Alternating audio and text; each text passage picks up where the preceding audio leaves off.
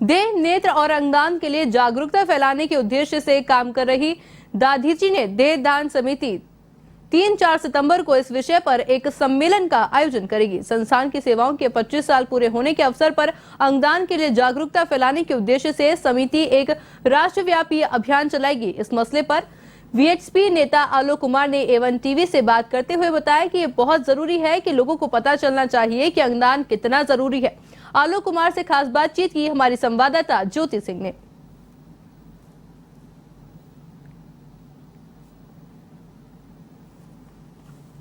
3 सितंबर को दधीची देह समिति एक कार्यक्रम का आयोजन करने जा रही है। इसी पर मेरे साथ यहाँ पर खास बातचीत के लिए मौजूद है वीएचपी नेता और वरिष्ठ एडवोकेट आलोक कुमार जी। आलोक कुमार जी, बहुत बहुत स्वागत है आपका A1 टीवी पर। सर, ये जो दधीची देह समिति है एक कार्यक्रम करने जा रही है, ये कार्यक्रम किस तरह का होगा और क्या उद्देश्य होगा इस प्रोग्राम का? दधीची देहदान समिति को काम करते हुए 25 साल पूरे। अभी तो हम दिल्ली NCR में करते हैं, पर देश भर में ये काम होने की जरूरत है।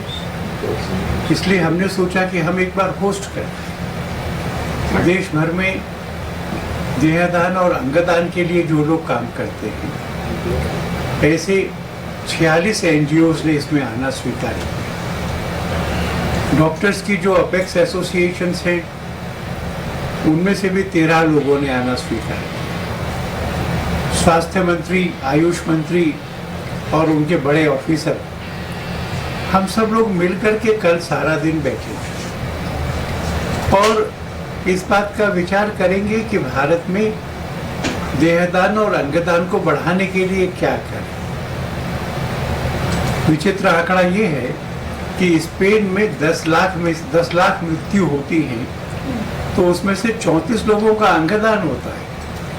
भारत में 1 करोड़ में से 52 का होता है। यह आंकड़ा चिंताजनक है और इसलिए पूरे देश में देहदान और अंगदान के लिए एक बड़ा राष्ट्रीय अभियान चलना चाहिए। लोगों की मानसिकता को परिवर्तन करना चाहिए। धर्म गुरुओं का हमें आशीर्वाद और सहयोग लेना चाहिए। सरकार और स्वयंसेवी संस्थाओं ने इंफ्रास्ट्रक्चर बनाना चाहिए। इन सब चीज़ों के लिए हम सारा दिन विचार करेंगे और मैं सोचता हूँ कि इसमें से ऐसा संकल्प निकलेगा कि आने वाले कुछ वर्षों में देहदान और अंगदान का देश भर का परिदृश्य बदल जाएगा। आलोक जी, इस प्रोग्राम में कितने NGO पार्टिसिपेट करेंगे?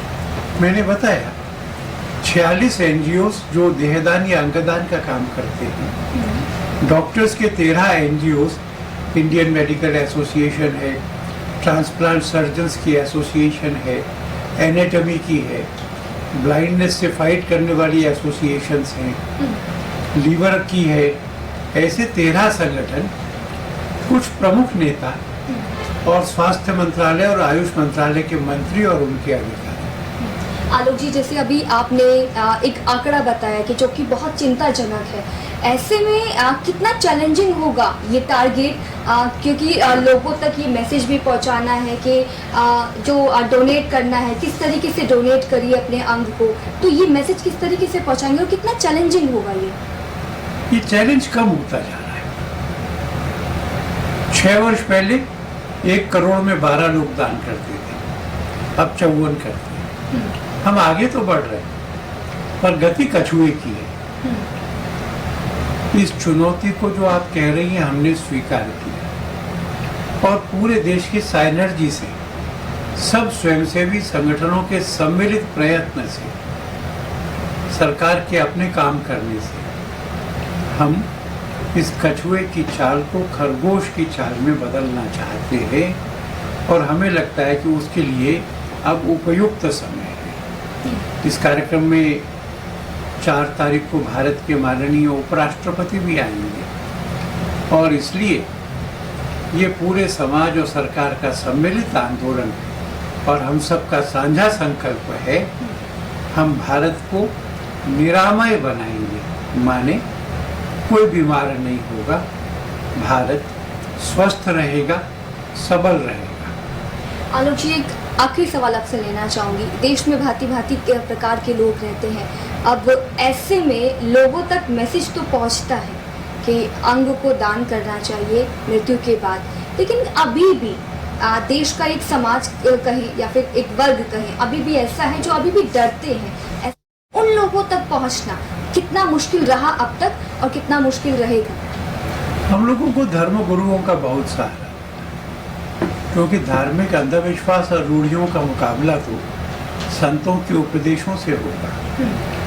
दधीची देहदान समिति ने कुछ वीडियोस YouTube में भी डाले। श्री श्री रविशंकर जैसे महान संत, दीदी माँ साध्वी रितंबरा जैसी करुणमयी माँ,